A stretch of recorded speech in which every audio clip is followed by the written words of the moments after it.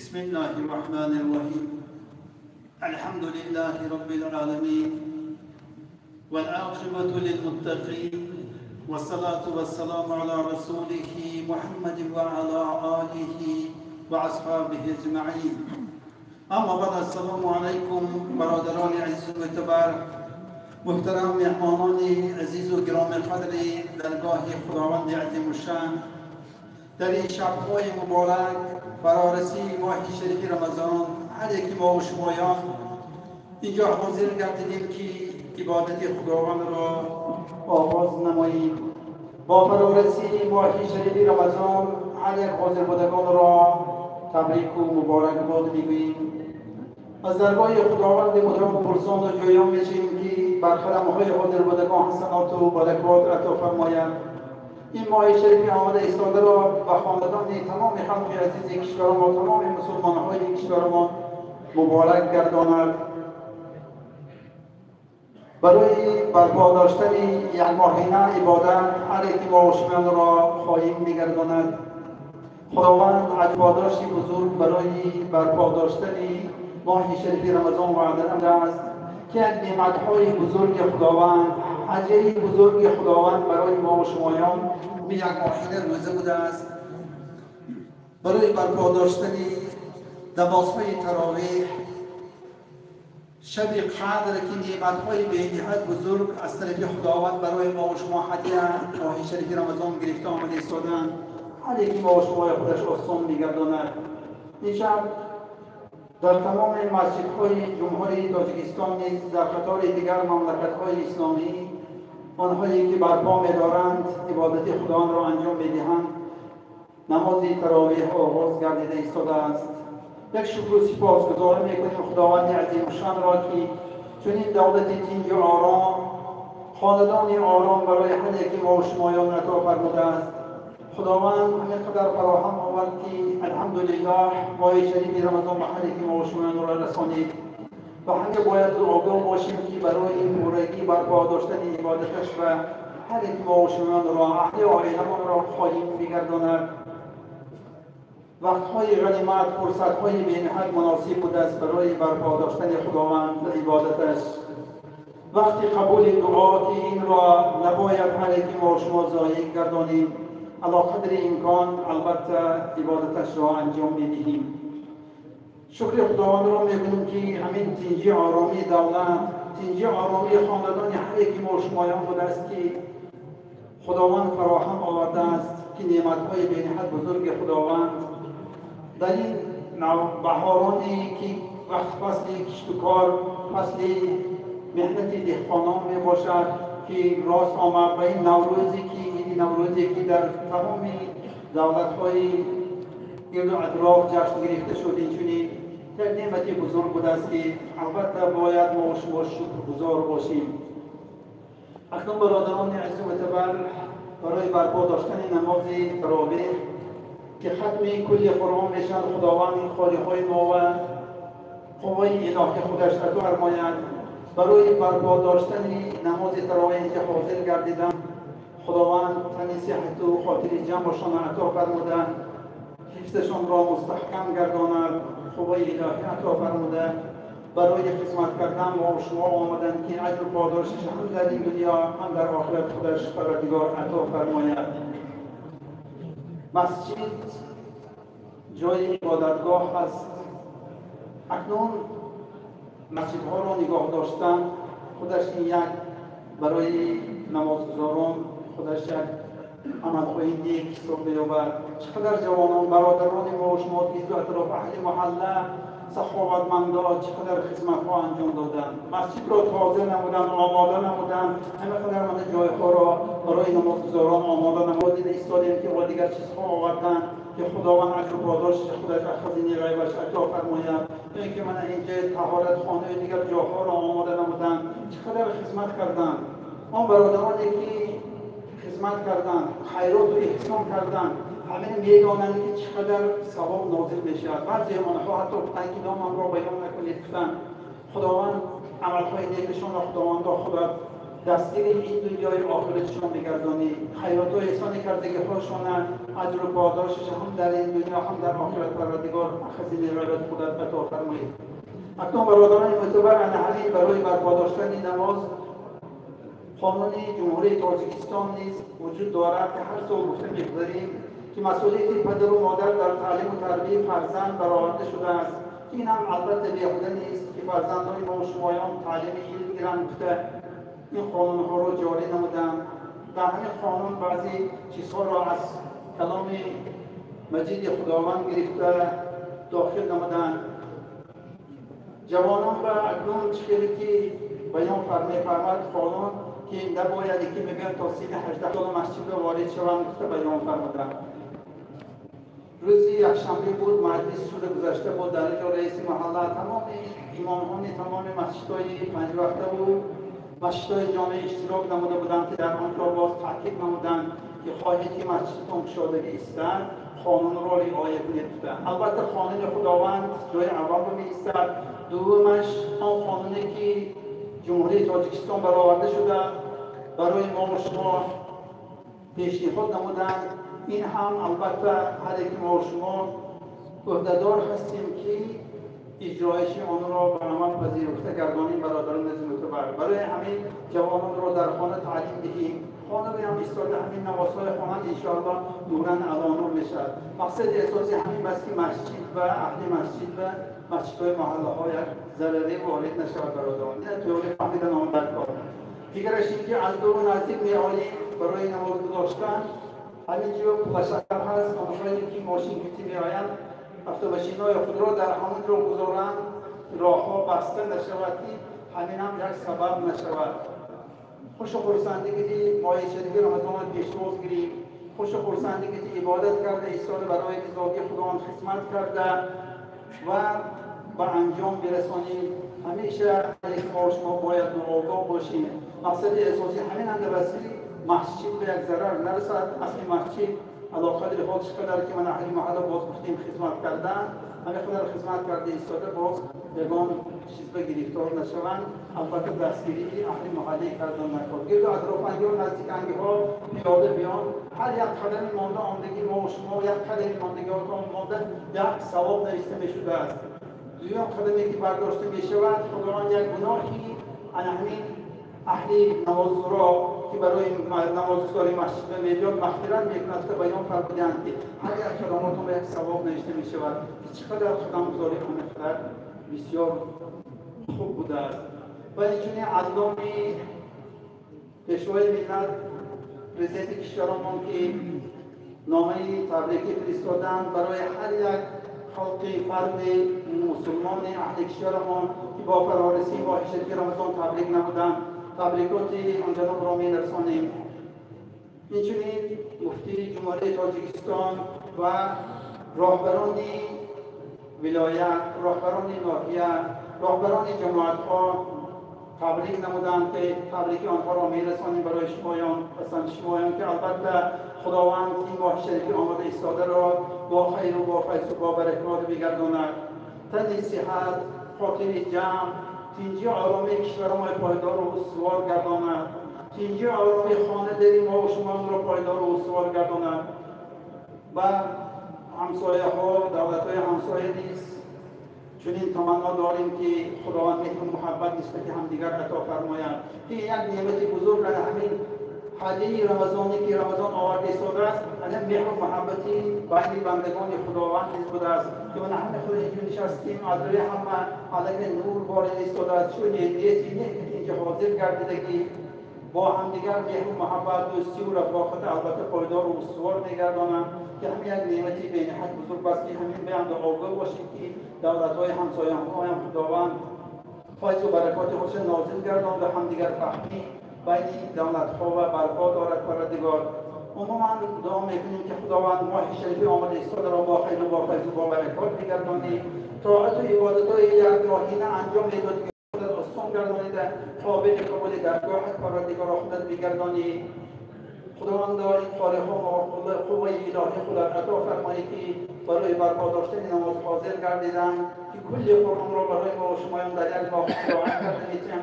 البته خداوند اجر پاداش عطا فرمایی. حاجت هر یک منفعت جلبان احتیاجات روا گردانی. ربنا آتنا فی الدنیا حسنة و فی الآخرة حسنة و قنا عذاب النار برحمتك یا ارحم الراحمین. مبارک شبتان.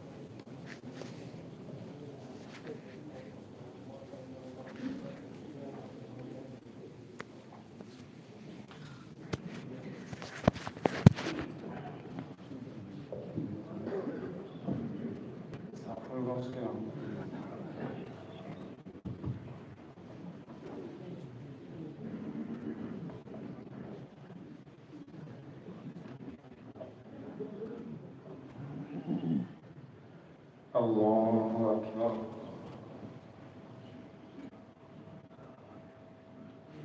الحمد لله رب العالمين الرحمن الرحيم مالك يوم الدين إياك نعبد وإياك نستعين اهدنا الصراط المستقيم صراط الذين أنعمت عليهم غير المغضوب عليهم ولا الضالين.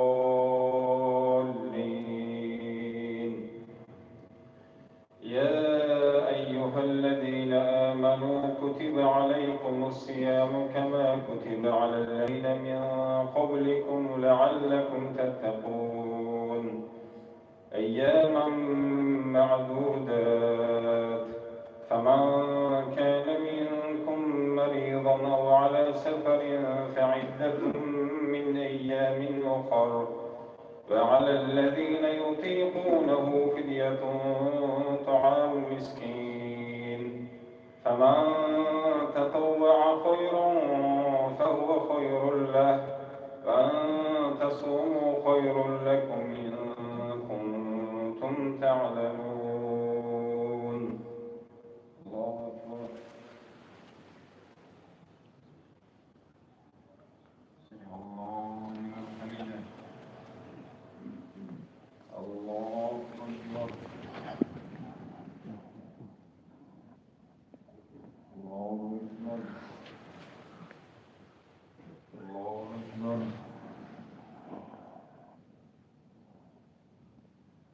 الله أكبر.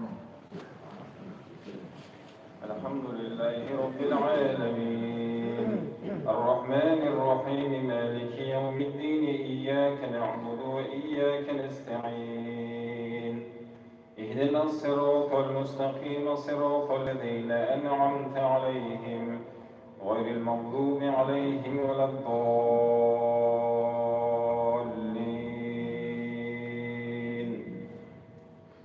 شهر رمضان الذي أنزل فيه القرآن هدى للناس وبينات من الهدى والفرقان، فمن شهد منكم الشهر فليصمه، ومن كان مريضا أو على سفر فعدة من أيام أخر، يريد الله بكم اليسر ولا يريد بكم العسر، ولتكملوا العدة ولتكبروا الله على ما هداكم ولعلكم تشكرون. الله أكبر. الله لمن حمده. الله أكبر.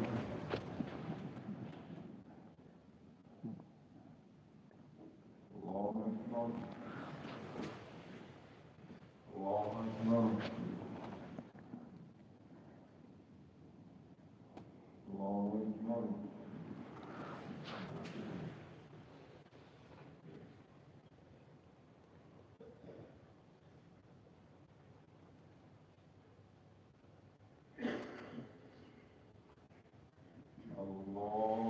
أكبر.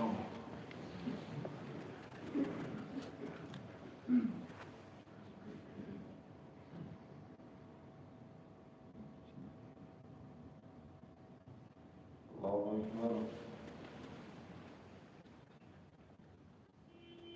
سمع الله لمن حمده. الله أكبر.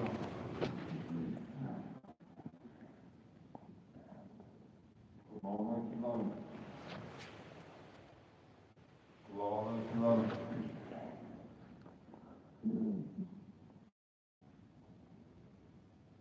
الله أكبر.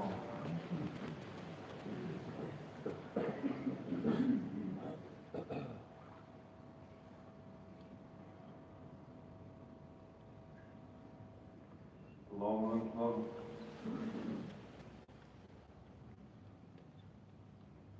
سمع الله لمن حمده. الله أكبر.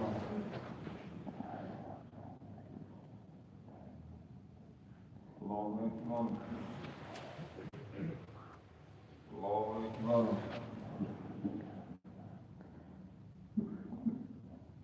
الله أكبر.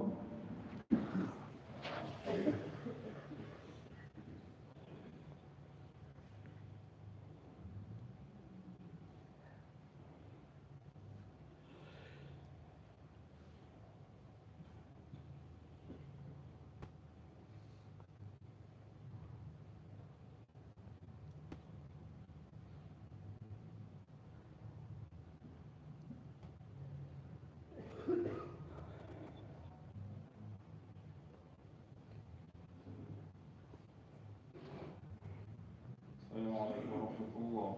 السلام عليكم ورحمة الله. استغفر الله. استغفر الله. استغفر الله.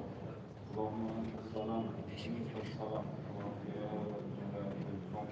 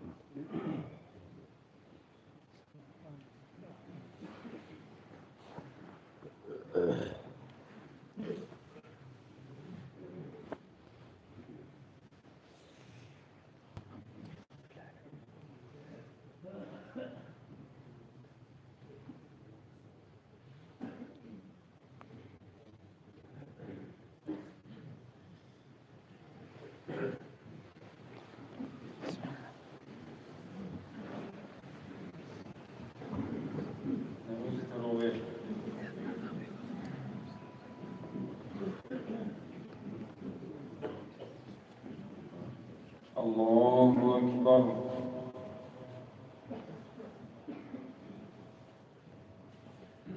الحمد لله رب العالمين الرحمن الرحيم مالك يوم الدين إياك نعبد وإياك نستعين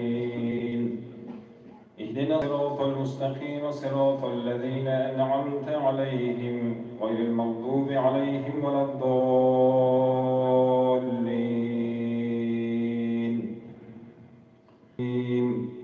ذلك الكتاب لا ريب فيه هدى للمتقين الذين يؤمنون بالغيب ويقيمون الصلاة ومما رزقناهم ينفقون والذين يؤمنون بما أنزل إليك وما أنزل من قبلك وبالآخرة هم يوقنون أولئك على هدى من ربهم وأولئك هم المفلحون.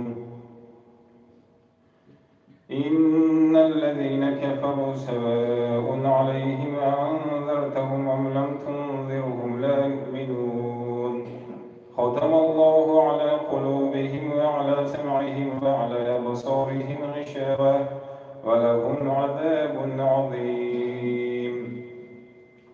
ومن الناس من يقول آمنا بالله وباليوم الآخر وما هم بمؤمنين يخادعون الله والذين آمنوا وما يخدعون إلا أنفسهم وما يشعرون في قلوبهم مرض فزادهم الله مرضا يكذبون فإذا قيل لهم لا تفسدوا في الأرض قالوا إنما نحن مصلحون ألا إنهم هم المفسدون ولكن لا يشعرون.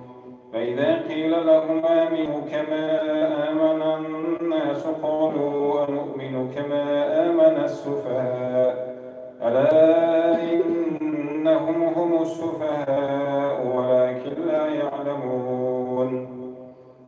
فإذا لقوا الذين آمنوا قالوا آمنا وإذا خلوا إلى شياطينهم قالوا إنا معكم إنما نحن مستهزئون الله يستهزئ بهم ويمدهم في طغيانهم يعمهون أولئك الذين اشتروا الضلالة بالهدى فما ربحت تجارتهم وما كانوا مهتدين. الله أكبر. سمع الله لمن حمده. الله أكبر.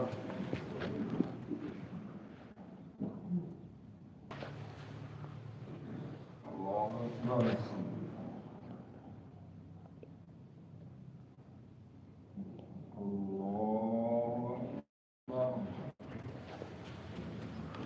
الحمد لله رب العالمين الرحمن الرحيم مالك يوم الدين إياك نعبد وإياك نستعين اهدنا الصراط المستقيم صراط الذين أنعمت عليهم غير المغضوب عليهم ولا الضالين. مثلهم كمثل الذي استوقد نارا فلما أضاءت ما حوله ذهب الله بنورهم وتركهم في ظلمات لا يبصرون صم بكم عمي فهم لا يرجعون أو كصيب من السماء فيه ظلمات ورعد وبرق يجعلون أصابعهم في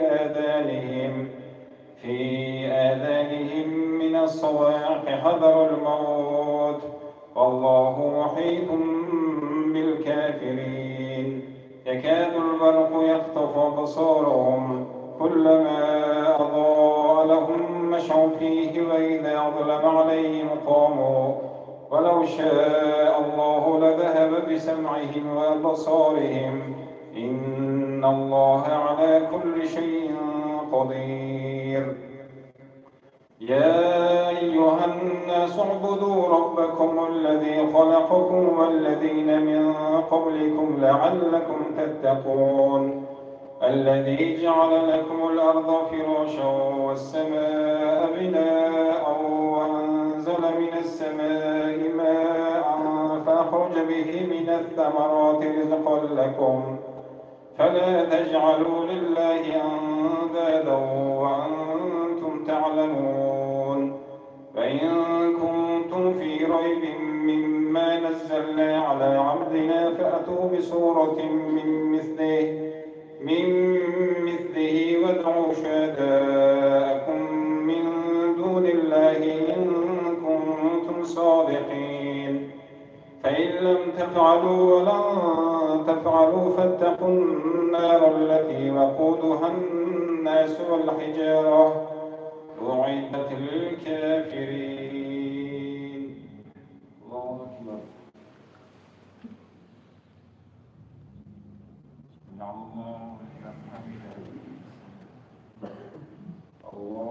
أكبر.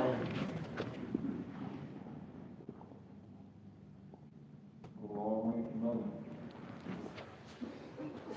الله أكبر.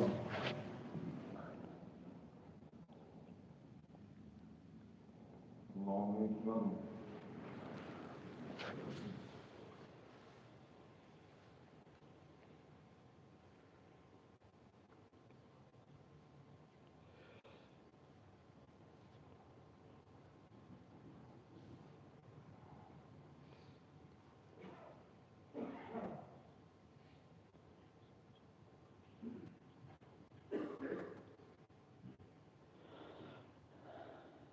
الله أكبر.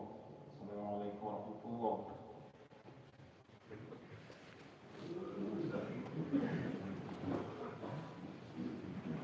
الله أكبر.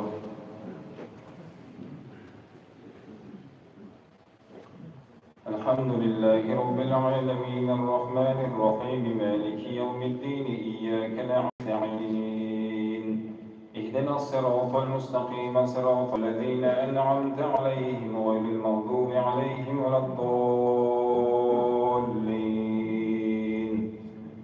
وبشر الذين آمنوا وعملوا الصالحات أن لهم جنات تجري من تحتها الأنهار كلما رزقوا منها من ثمرة رزقا قالوا هذا الذي رزقنا من قبل وأتوا به متشابها ولهم فيها أزواج مطهرة وهم فيها خالدون إن الله لا يستحيي أن يضرب مثلا ما بعوضة فما فوقها فأما الذين آمنوا فيعلمون أنه الحق من ربهم وأما الذين كفروا فيقولون ماذا أراد الله بهذا مثلا يضل به كثيرا ويهدي به كثيرا وما يضل به إلا الفاسقين الذين ينقضون عهد الله من بعد ميثاقه ويقطعون ما أمر الله به أن يوصل ويفسدون في الأرض أولئك هم الخاسرون كيف تكفرون بالله وكنتم أمواتا فأحياكم ثم يميتكم ثم يحييكم ثم إليه ترجعون هو الذي خلق لكم ما في الأرض جميعا ثم استوى إلى السماء وهي خاوية الذين ينقضون عهد الله من بعد ميثاقه ويقطعون ما أمر الله به أن يوصل ويفسدون في الأرض أولئك هم الخاسرون كيف تكفرون بالله ثم يميتكم ثم يحييكم ثم إليه ترجعون هو الذي خلق لكم ما في الأرض جميعا ثم استوى إلى السماء فسواهن 7 سماوات وهو بكل شيء عليم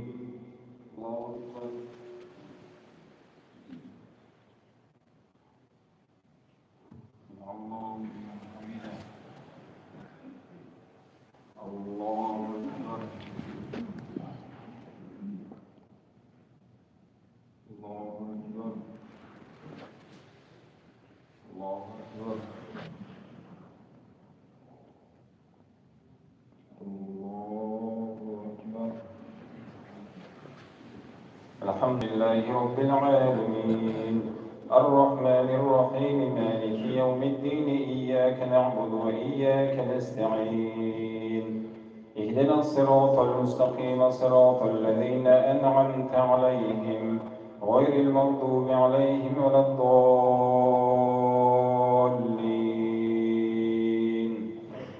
وإذ قال ربك للملائكة إني جاعل في الأرض خليفة قالوا وتجعل فيها من يفسد فيها ويسفك الدماء ونحن نسبح بحمدك ونقدس لك قال إني أعلم ما لا تعلمون فعلم آدم الأسماء كلها ثم عرضهم على الملائكة فقال أنبئوني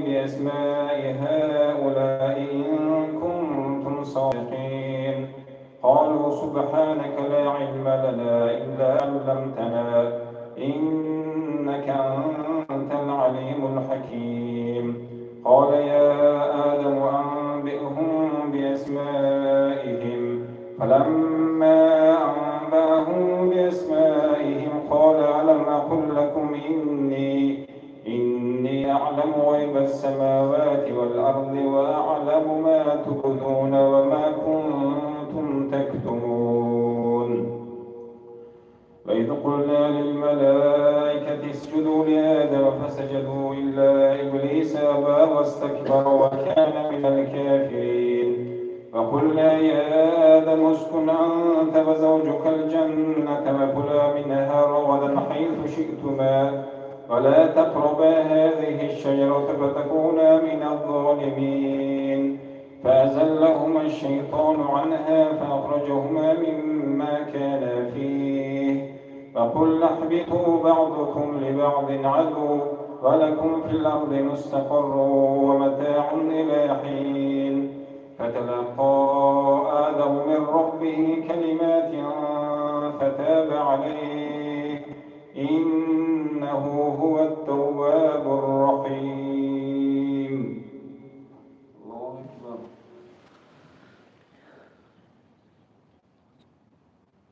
الله حمده الله أكبر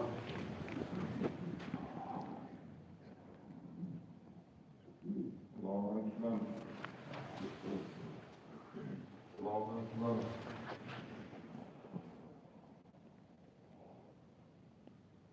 الله أكبر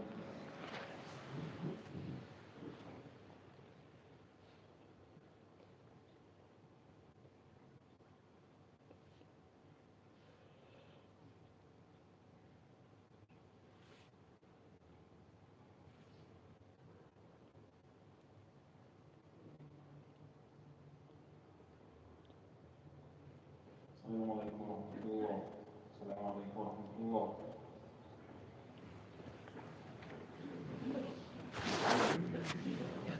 الله أكبر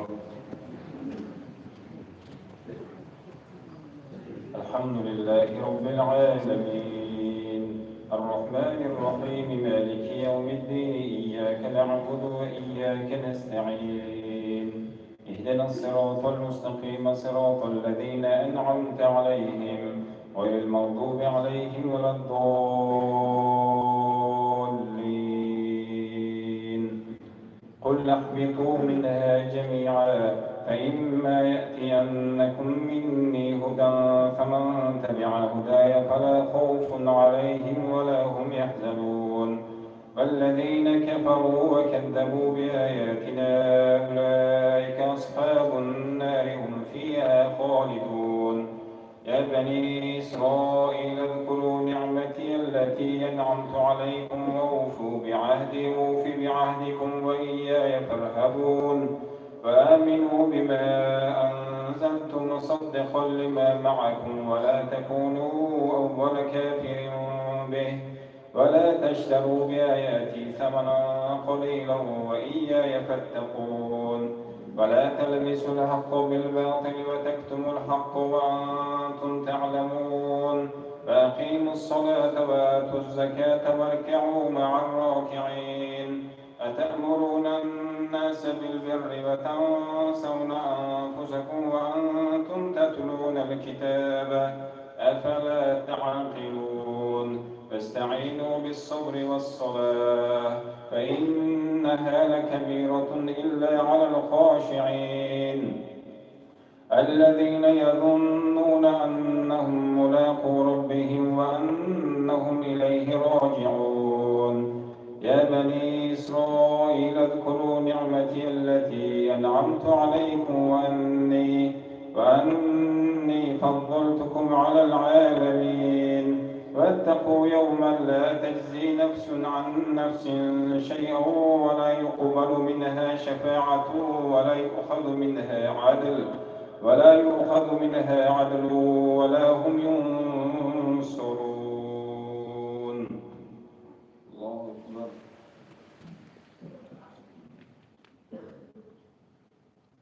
الله حمده. الله أكبر.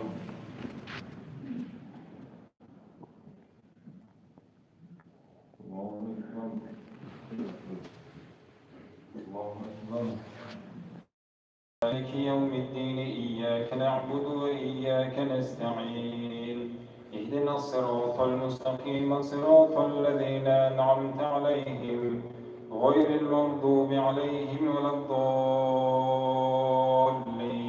الضالين وإذ نجيناكم من آل فرعون يسومونكم سوء العذاب يذبحون أبناءكم ويستحيون نساءكم ففي ذلكم بلاء من ربكم عظيم وإذ فرقنا بكم البحر فأنجيناكم وأغرقنا آل فرعون وأنتم تنظرون وإذ واعدنا موسى 40 ليلة ثم اتخذتم العجل من بعده وأنتم ظالمون ثم عفونا عنكم من بعد ذلك لعلكم تشكرون وإذا آتينا موسى الكتاب والفرقان لعلكم تهتدون وإذ قال موسى لقومه يا قوم إنكم ظلمتم أنفسكم باتخاذكم العجل فتوبوا إلى بارئكم فاقتلوا أنفسكم ذلكم خير لكم عند بارئكم فتاب عليكم إنه هو التواب الرحيم وإذ قلتم يا موسى لن نؤمن لك حتى نرى الله جهرة فأخذتكم الصاعقة وأنتم تنظرون ثم بعثناكم من بعد موتكم لعلكم تشكرون وظللنا عليكم الغمام وأنزلنا عليكم المن والسلوى كلوا من طيبات ما رزقناكم وما ظلمونا ولكن كانوا أنفسهم يظلمون.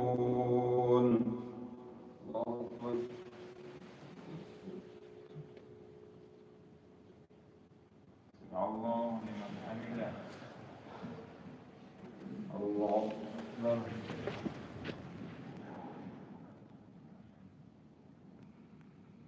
الله أكبر. الله أكبر.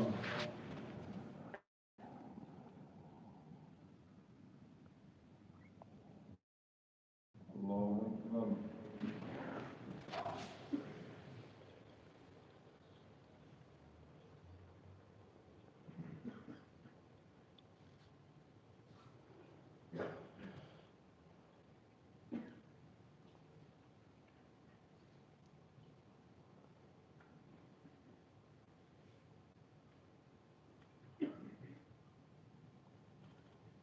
السلام عليكم ورحمة الله. السلام عليكم ورحمة الله.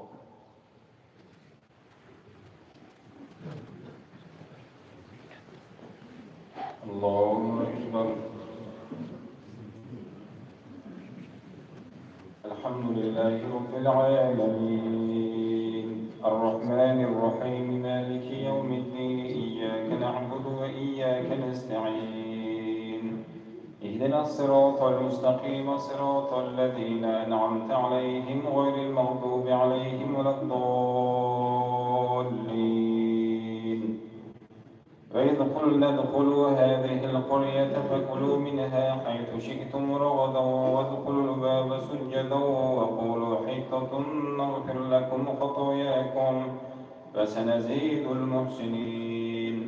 فبدل الذين ظلموا قولا غير الذي قيل لهم فأنزلنا على الذين ظلموا رجزا من السماء بما كانوا يفسقون. وإذ استسقى موسى لقومه فقلنا اضرب بعصاك الحجر فانفجرت منه 12 عينا قد علم كل أناس مشربهم كلوا واشربوا من رزق الله ولا تعثوا في الأرض مفسدين. وإذ قلتم يا موسى لن نصبر على طعام واحد فادع من بقلها وقثائها وفومها وعدسها وبصلها قال تستبدلون الذي هو أدنى بالذي هو خير اهبطوا مصرا فإن لكم ما سألتم وضربت عليهم الذلة والمسكنة وباءوا بغضب من الله ذلك بأنهم كانوا يكفرون بآيات الله ويقتلون النبيين بغير الحق ذلك بما عصوا وكانوا يعتدون. إن الذين آمنوا والذين هادوا والنصارى والصابئين من آمن بالله واليوم الآخر وعمل صالحا فلهم أجرهم عند ربهم ولا خوف عليهم ولا هم يحزنون. وإذ أخذنا ميثاقكم ورفعنا فوقكم الطور خذوا ما آتيناكم بقوة واذكروا ما فيه لعلكم تتقون. ثم قست قلوبكم من بعد ذلك فلولا فضل الله عليكم ورحمته لكنتم من الخاسرين. ولقد علمتم الذين اعتدوا منكم في السبت فقلنا لهم كونوا قردة خاسئين فجعلناها نكالا لما بين يديها وما خلفها وموعظة للمتقين. الله أكبر.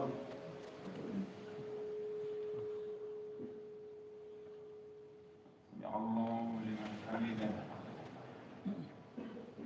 الله أكبر.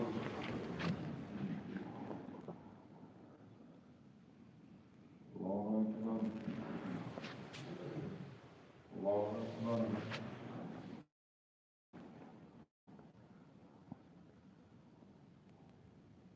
الله أكبر. الحمد لله رب العالمين الرحمن الرحيم مالك يوم الدين إياك نعبد وإياك نستعين اهدنا الصراط المستقيم صراط الذين أنعمت عليهم غير المغضوب عليهم ولا الضالين.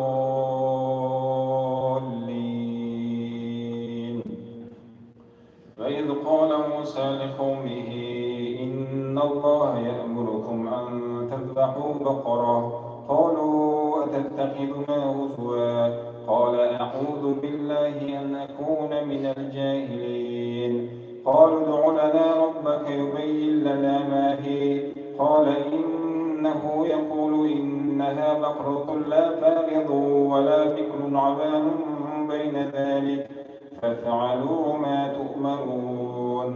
قالوا ادع لنا ربك يبين لنا ما لونها قال إنه يقول إنها بقرة صفراء فاقع لونها تسر الناظرين. قالوا ادع لنا ربك يبين لنا ما هي إن البقرة تشابه علينا وإنا إن شاء الله لمهتدون. قال إنه يقول إنها بقرة لا ذلول تثير الأرض ولا تسقي الحرث مسلمة لا شية فيها. قالوا الآن جئت بالحق فذبحوها وما كادوا يفعلون. وإذ قتلتم نفسا فادارأتم فيها والله مخرج ما كنتم تكتمون.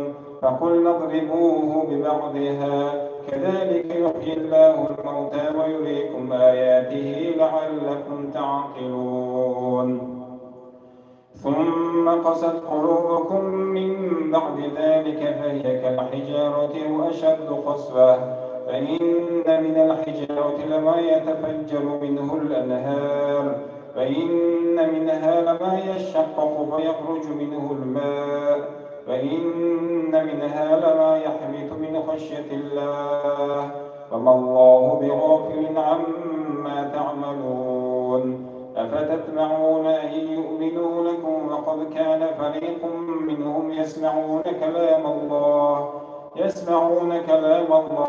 ثم يحرفونه من بعد ما عقلوه وهم يعلمون وإذا لقوا الذين آمنوا قالوا آمنا وإذا خلا بعضهم إلى بعض قالوا أتحدثونهم بما فتح الله عليكم ليحاجوكم به عند ربكم أفلا تعقلون الله أكبر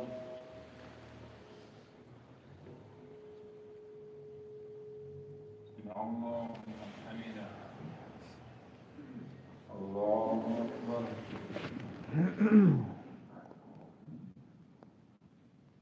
الله أكبر الله أكبر الله أكبر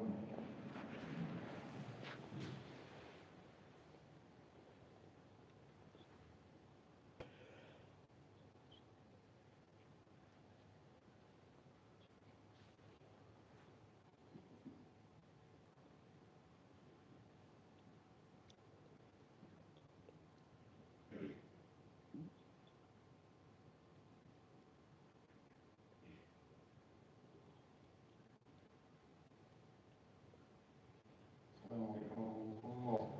السلام عليكم ورحمة الله.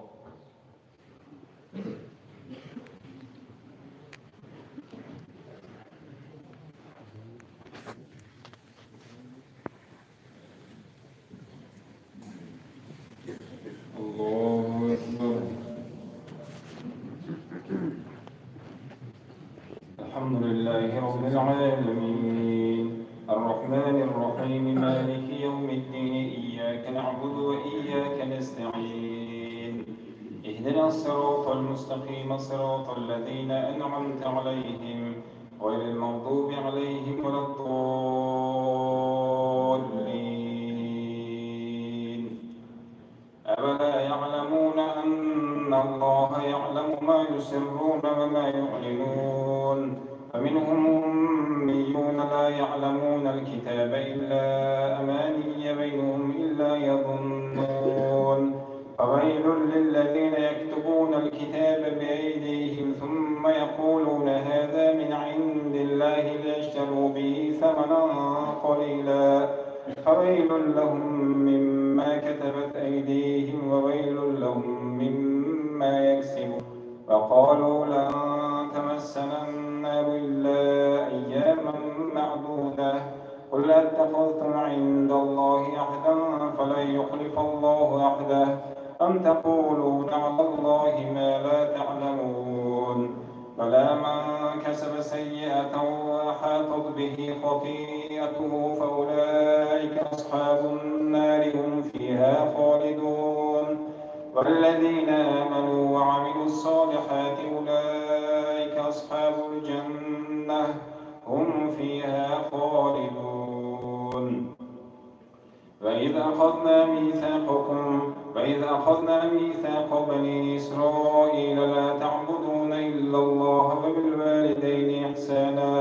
وبالوالدين إحسانا وذي القربى واليتامى والمساكين وقولوا ثم توليتم إلا قليلا منكم وأنتم معرضون الله أكبر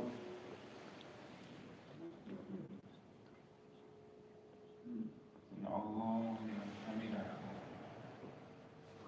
الله أكبر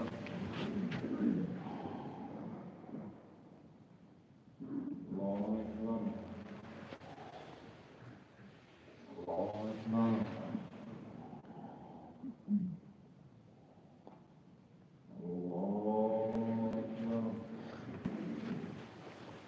الحمد لله رب العالمين الرحمن الرحيم مالك يوم الدين إياك نعبد وإياك نستعين اهدنا الصراط المستقيم صراط الذين أنعمت عليهم غير المغضوب عليهم ولا الضالين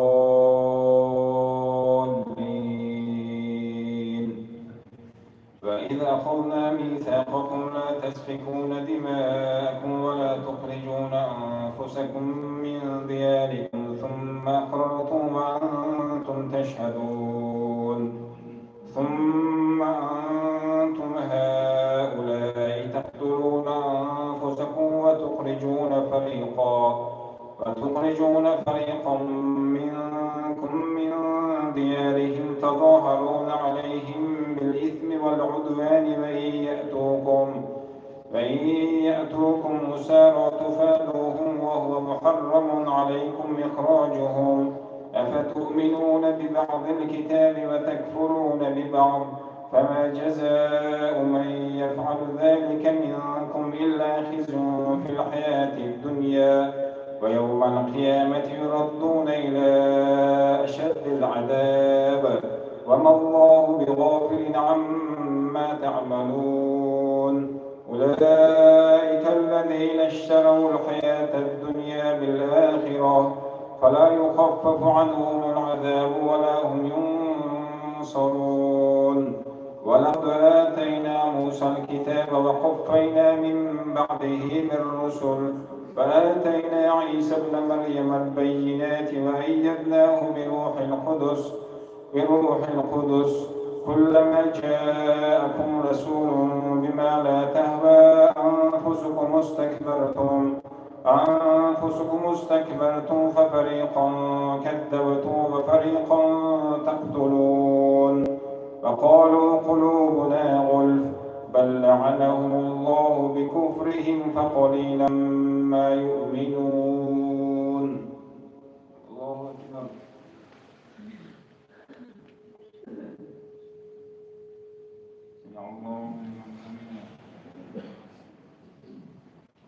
الله أكبر.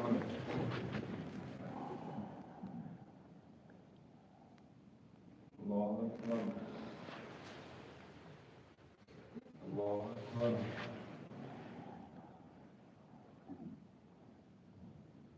الله أكبر.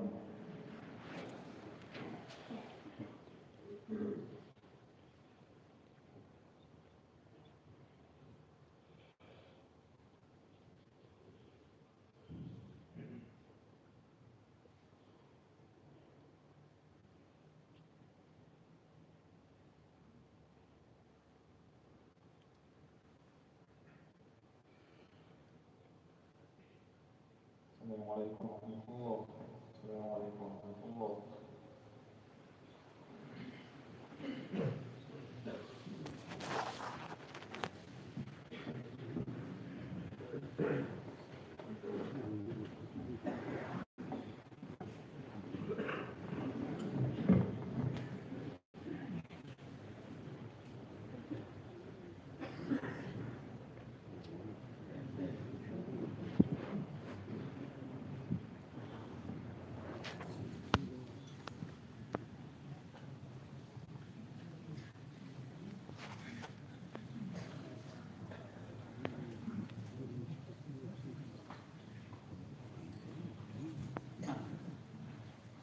الرحمن الرحيم الحمد لله والصلاة والسلام على رسول الله خود اکبر دیگر بدران عزیز و متبر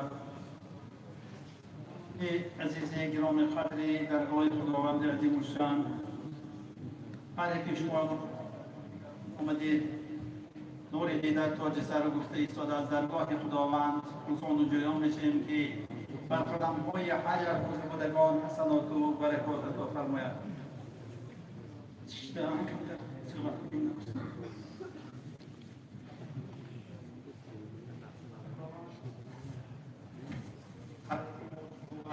نصیب دار گرداننده است که نعمت‌های بزرگ شریف رمضان که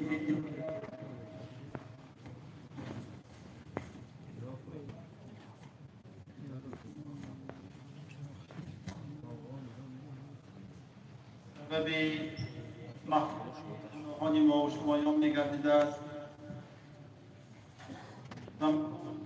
دهه اول ماه شریف رمضان که دهه رحمت و دهه مغفرت، من در این دهه اول رحمت خودش را به خاندان هر یک فرد روزه‌دار میگرداند که یک نعمتی به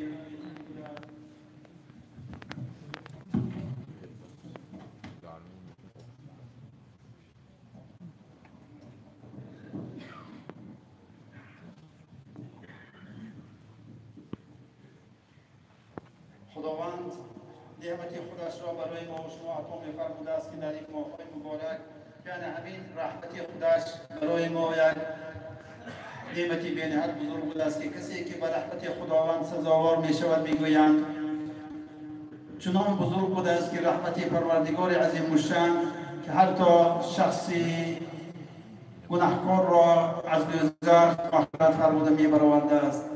دوم دهه مغفرت گناهان که از درگاه خداوند پرسان و جای میشیم که هر یک گذشتگان ما و شمایان که از دنیا رفتند یا هم صفان بودند در اینجا هم نماز بودند، خداوند گناهانشان را مغفرت فرماید. و دهه آخر دهه ادخال من النیران که آزاد شوی از آتش دوزخ میباشد. همین ماه شریف خودش برای ما و شما هدیه هایی که می‌آورد یکم همین روزه بوده است که خیلی که پیغمبر صلی الله علیه و سلم در یک حدیث مبارک بیان می‌دارند که من صام رمضان ایمانا و احتسابا غفر له ما تقدم من ذنبه، که هر یک شخصی که میگویند هر یک مسلمانی که ماه شریف رمضان را روزه میگیرد از روی و از برای به دست آوردن ثواب احتساب، یعنی که ثوابی که خداوند روز قیامت وعده فرموده است، باوری کامل که همین ثواب خداوند من به میتیاد گفته روزه میگیرد، گناهان گذشته او را خداوند مغفرت میکند و بشارت دادند. یعنی همین هم یک نعمت بی‌نهایت بزرگ خداوند، هدیه خداوند ما و شما همین روزه بوده است که علی قدر امکان پایبندی بر پا داشتن روزه ماه شریف رمضان هر یکی ما و شما باید باشیم. و در یک حدیث مبارک چنین می‌فرمایند که پیامبر صلی الله علیه و سلم وقتی که ماه رمضان داخل می‌شود در دوزخ بسته می‌شود و تمام درهای بهشت گشاده می‌گردد و بشارت دادند و شیطان‌ها زنجیربند کرده می‌شود. میگویند همین شیطان‌ها نیز خیلی که ما و شما برای برپا داشتن ماه رمضان آمادگی می‌بینیم، تیاری می‌بینیم، پیش از زنجیربند شدنشان آمادگی می‌دیدند تا اینکه بندگان خداوند را از راه زده گوشی آنها و گوش‌های ما و شما در پیچ راست می‌زند که همین عمل‌های انجام می‌دهی، روزه می‌داری. مثال میگفت است که تو روزه می‌داری بی‌مدار بی‌قوت می‌شوی، روزه می‌داری زن و فرزندهایت را که نگاه بین می‌کند، که به جای تو کار می‌کند، رزقت را که می‌دهد.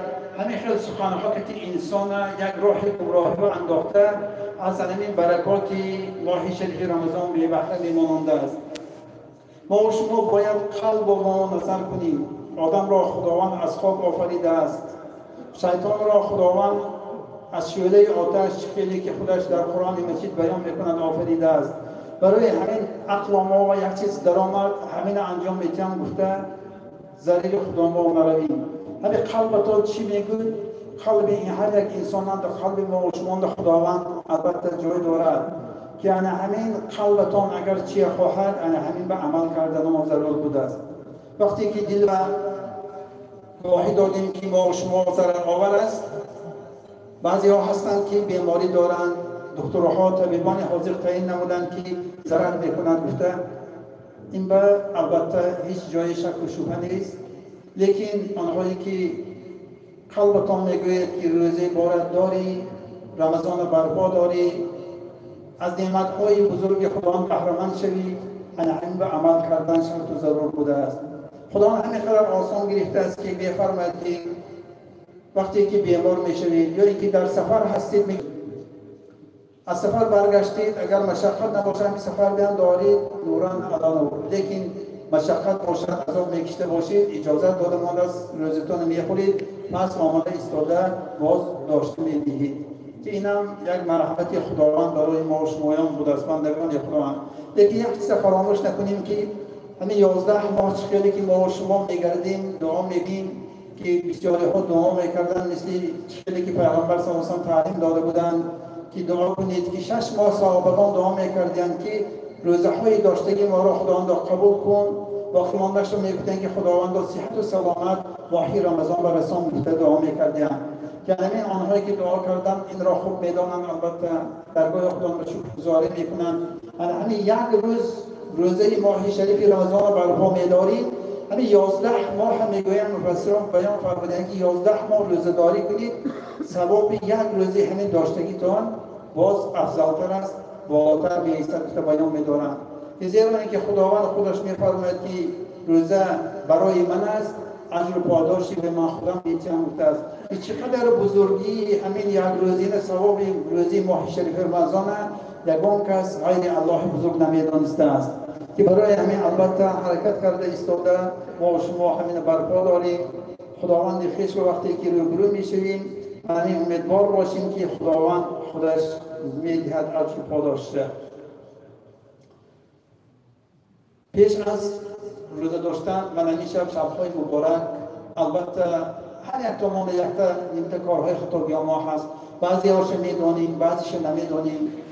برای اینکه دعای ما و شما قبول گردد اگر خطاگیاتون باشد دو رکعت نماز خوانده ایستاده شب‌های مبارک به از درگاه خداوند پرسیم پروردگار عظیم الشأن گناه ما و شما مغفرت می‌کرده است. شخصی وقتی که گناهکار باشد دیگه دعایش را خداوند قبول نمی‌کرده است. یکمین دعایی که ما و شما طلب می‌کنیم همین مغفرت گناهمان، مغفرت گناه پدر و مادرمان باید از درگاه خداوند پرسیده باشیم که وقتی که بنده دست دراز می‌کند خداوند میگوید که وقتی که بنده به سوی من دست دراز می‌کند من شرط می‌کنم که دستش را خالی برگردانم. بنده گناه را بخشیدم میگوید است از صدق دل وقتی که توبه باشد پس باقی مانده همین دعاهایتان را قبول می‌کرده است که وقتی سحری خوری دعا کنید وقتی قبولی دعا، وقتی هنگام افطار میگویند دعایی است که برای شخصی روزه‌دار رد نشونده است. گفته پیامبر صلی الله علیه و آله بشارت دادند که همین نعمت‌های بی‌نهایت بزرگ بوده است. دیگرش سه گروه انسان‌ها را میگویند خداوند دعاشان را قبول نمی‌کند که پیامبر صلی الله علیه و آله یکم آنهایی که سیله رحم را برکندند یعنی علاقه خویش و تواری را برکندند. اما که آمد بچه ها خالای و خالا بچه ها تهای تها بچه ها عمه و عمه بچه ها بعضی جا دادر و دادر یا دادر و خواهر یا خواهر با خواهر که انامین را خوب دانید گفتند که دعایتان قبول نمی شود تا آنگونه که سیله رحم را برپا نگردانید میگویند که همه بی‌نهایت احتیاط شدن در کار که اگر یک کس شما رنجانیده باشد بخشید باید گناهش بخش خداوند من بخشیدم گویید خداوند گناه خودتان مغفرت میکرده است. اگر شما رنجانده باشید کم نمیشید رفت عذر پرسید همین شب یا پگاه سحر کتی من خداوند البته با خواند دعاهاتان قبول میگردانده است.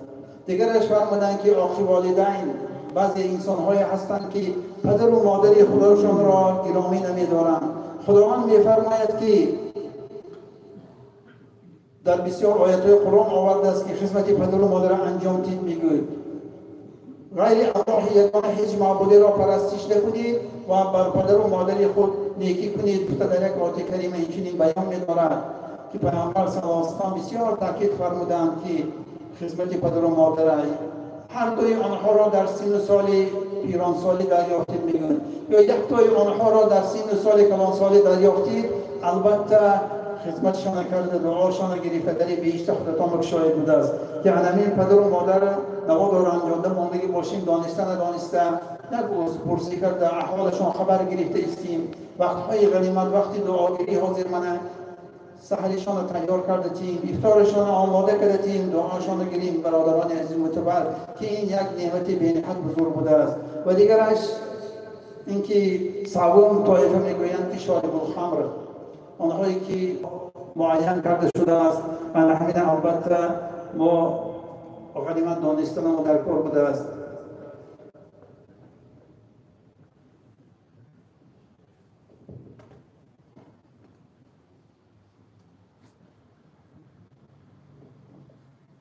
یک مثال بیاریم برای همین شخصانی که آگاه باشند میگویند. یک روایت آورده شده از پای شدگی میگویند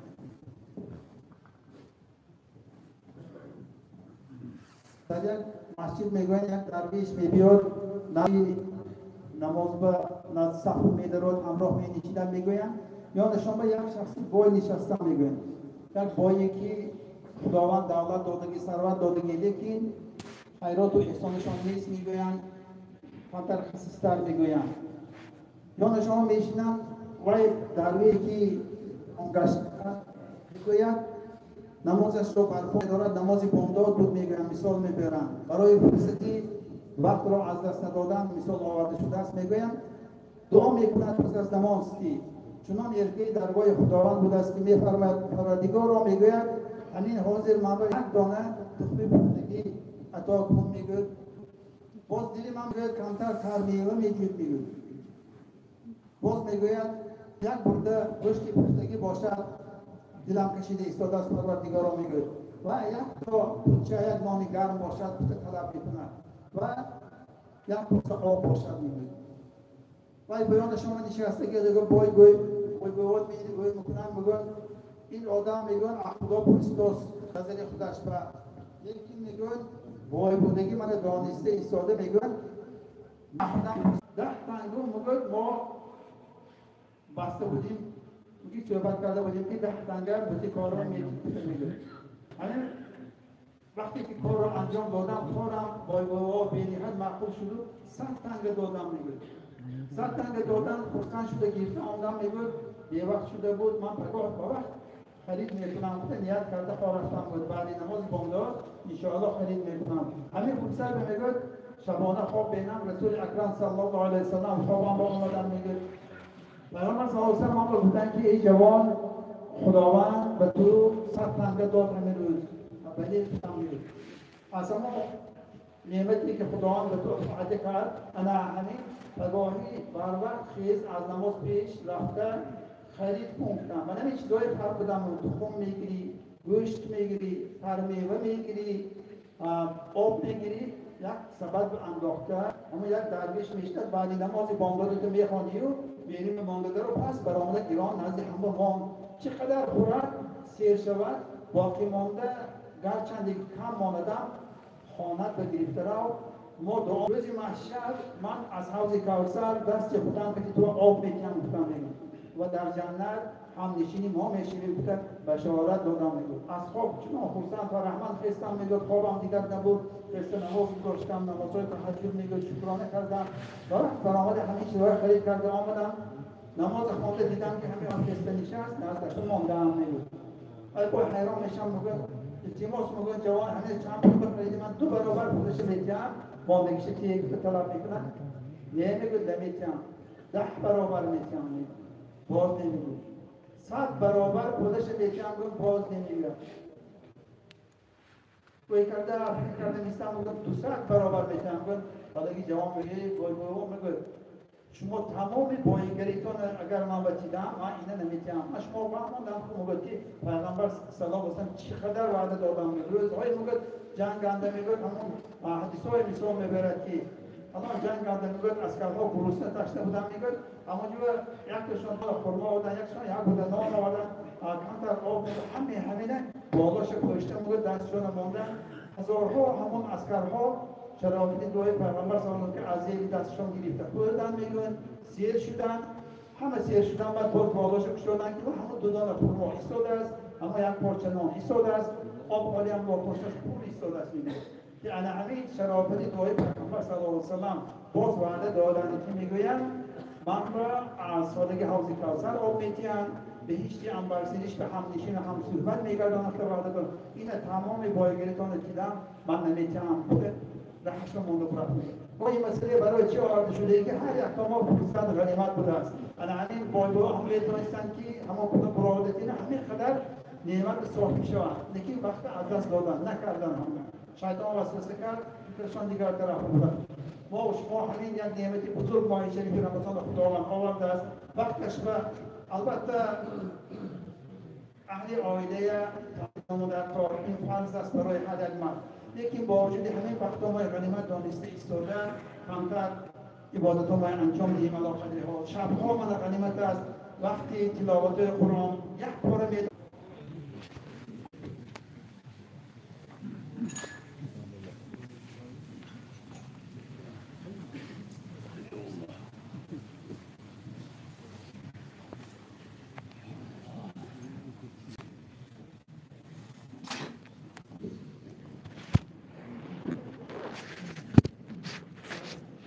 الله أكبر.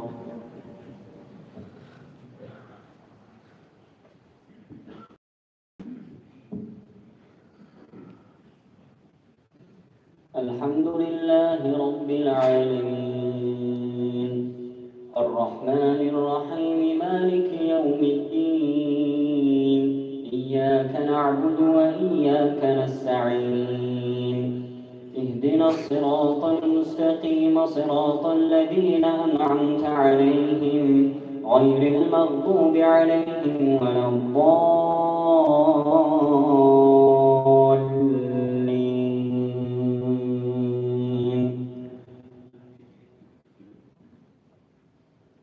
ولما جاءهم كتاب من عند الله مصدق لما معهم وكانوا من قبل يستفتحون على الذين كفروا فلما جاءهم ما عرفوا كفروا به فلعنة الله على الكافرين. بئس ما اشتروا به أنفسهم أن يكفروا بما أنزل الله بغيا أن ينزل الله من فضله على من يشاء من عباده فباءوا بغضب على غضب وللكافرين عذاب مهين.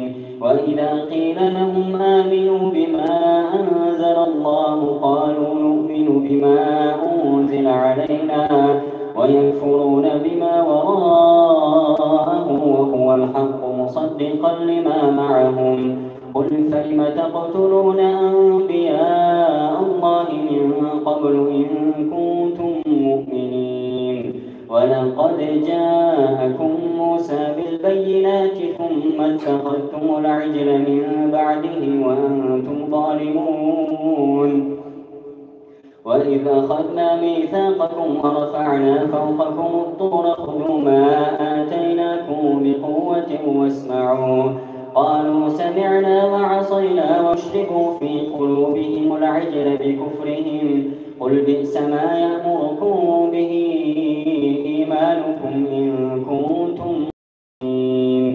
قل إن كانت لكم الدار الآخرة عند الله خالصة من دون الناس فتمنوا الموت إن كنتم صادقين ولن يتمنوه أبدا بما قدمت أيديهم والله عليم بالظالمين.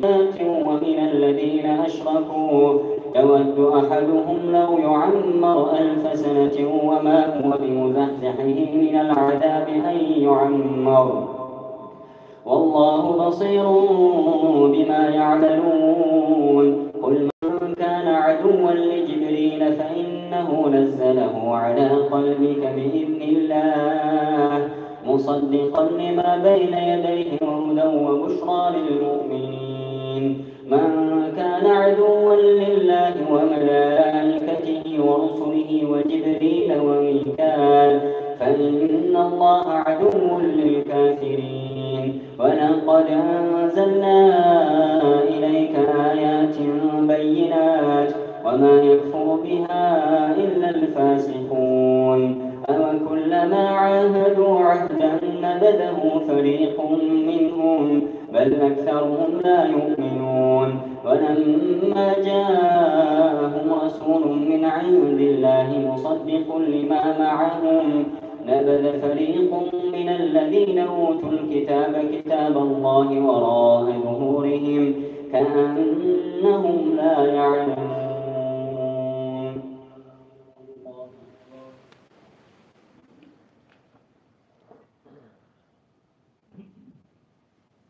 سمع الله لمن حمده.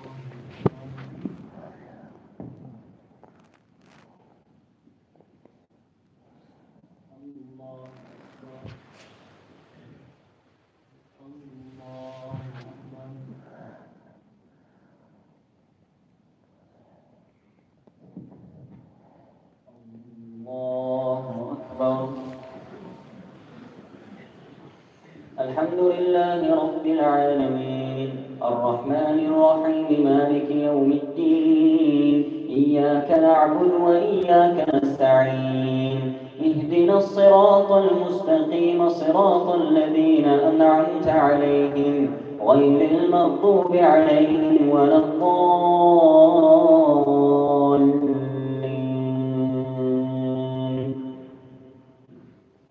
واتبعوا ما تتلو الشياطين على ملك سليمان وما كفر سليمان ولكن الشياطين كفروا يعلمون الناس السحر وما أنزل على الملكين ببابل هاروت وماروت وما يعلمان من أحد حتى يقولا إنما نحن فتنة فلا تكفر فيتعلمون منهما ما يفرقون به بين المرء وزوجه وما هم بضارين يعلمون ما يضرهم ولا ينفعهم ولقد علموا لمن اشتراه ما له في الآخرة من خلاق ولبئس ما شروا به أنفسهم لو كانوا يعلمون مثوبة من عند الله خير لو كانوا يعلمون.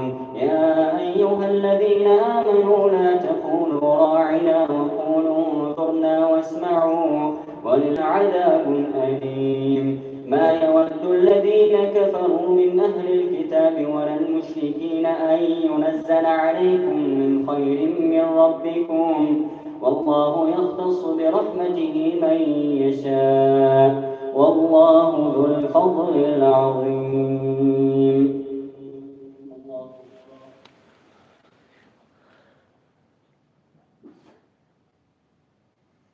سمع الله لمن حمده.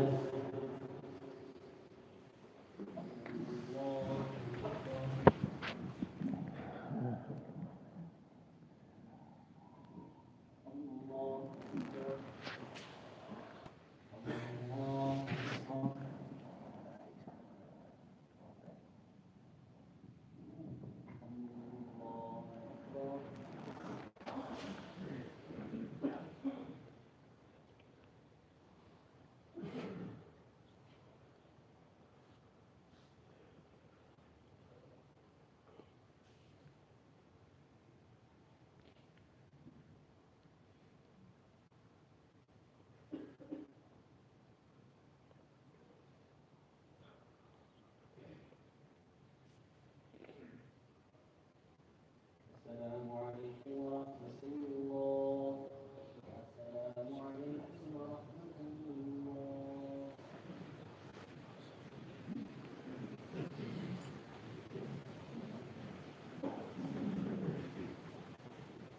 الله أكبر.